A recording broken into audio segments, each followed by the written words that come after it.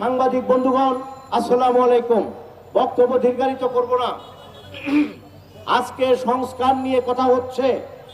আমরা সংস্কার নিয়ে যেভাবে কথা বলি না কেন, আজকে আমাদেরকে সোচ্চার হতে হবে।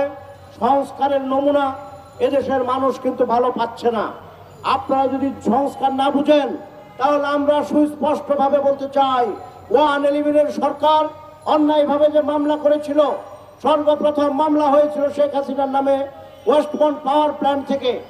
তার নামে যে কোনো মামলা হয়েছে সেগুলো সুনির্দিষ্ট প্রমাণ ছিল। আজমদের চৌধুরী সে সুস্পষ্টভাবে কোন চেকে কত টাকা দিয়েছে, যা পত্রিকায় দেওয়া হয়েছে, এই দেশের মানুষ, এই জাতি জানতে পেরেছে। সুতরাং আজকে সুস্পষ্টভাবে বলতে চাই, সেই প্রমাণিত মামলাগুলো আবার পুনরুজ্জীবিত করা হোক।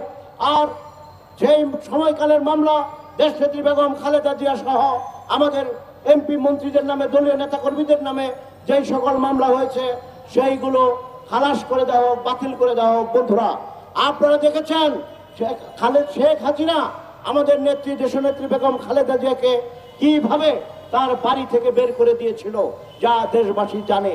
আমরা শুধু বলতে চাই, খালেদা জিয়া দক্ষিণ এশিয়ার একমাত্র আপসীন নেত্রী এবং সবচেয়ে জনপ্রিয় নেত্রী, যিনি নির্বাচনে তার জীবনে যিনি কোনো নির্বাচনে কোনো আসনে পরাজিত হন নাই।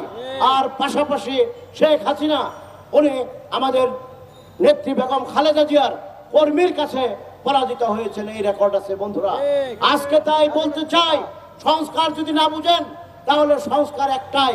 শেখ হাসিনা যতগুলো গণহত্যা করেছে, উদিসির গণহত্যা, আমাদের হেফাজতে ইসলামের গণহত্যা, রমনার গণহত্যা, এই গণহত্যাগুলোর মামলা সুস্পষ্টভাবে শেখ হাসিনার নামে হওয়া উচিত। বন্ধুরা, আজকে আমরা বলতে চাই, এই যে আমরা মেট্রো ট্রেনের লাইনটা দেখছি, এই লাইন থেকে যদি একটা দুইটা বল্টু পড়ে যায়, তাহলে কি এই লাইনের কোনো ক্ষতি হবে না।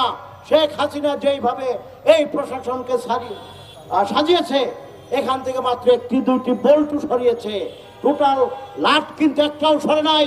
লাটের এখন নতুন করে পুনরুজ্জীবিত হচ্ছে। তাই আমি এই তত্ত্বাবধায়ক সরকারের কাছে আহ্বান করব, এদেরকে বিতাড়িত করুন। এরা কিন্তু দিন দিন উজ্জীবিত হওয়ার চেষ্টা করছে।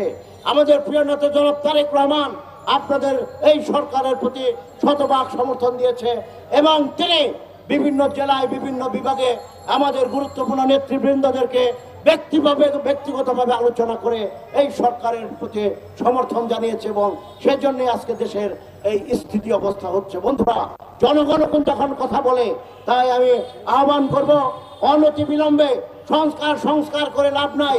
যে সকল অন্যায়, অবিচার, দুর্নীতি হাসিনা এবং তার সাঙ্গপাঙ্গরা করেছে, তার বিচার হলেই হবে প্রথম সংস্কার। কথা না বাড়িয়ে আপনাদের সকলকে ধন্যবাদ জানিয়ে শেষ করছি।